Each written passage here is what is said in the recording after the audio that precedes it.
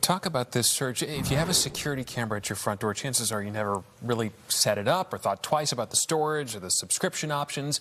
But the Nancy Guthrie case is a good reminder to plan for the unexpected. And whether you're dealing with a porch pirate or a life-threatening situation, it's important to know what to do. So NBC5 Responds, PJ Randhawa joining us in studio now with important reminders about storage of home surveillance cameras. Yeah, one of the last things you may think about, as you mentioned. Now, despite being in the national spotlight, it took investigators several days to access Nancy Guthrie's home surveillance camera video.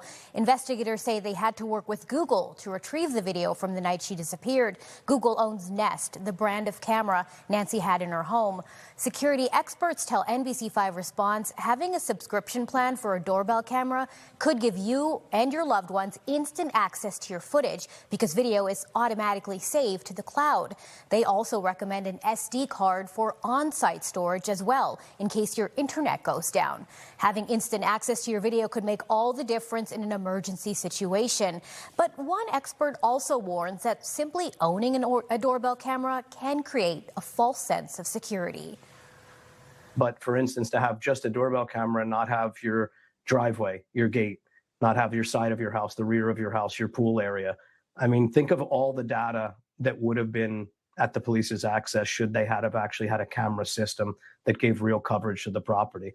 I think people should really look into, spending a little bit more money on a real security system. If you think about it, what is your home? It's where your loved one lives, and that's your most expensive asset in the world. Matt Saylor, the CEO of IC Real-Time Security, suggests sharing doorbell access. Give trusted family members limited access to your account so someone else can pull video quickly if you can't. This can be especially relevant for older family members living on their own. Store your footage in two places. For about $5 a month, you can get a subscription that stores your video to the cloud automatically, like we mentioned. And don't forget to install an SD card for fast, reliable access as well. Lastly, use a full security system. Consider installing multiple cameras that give you coverage from all angles, not just the front door.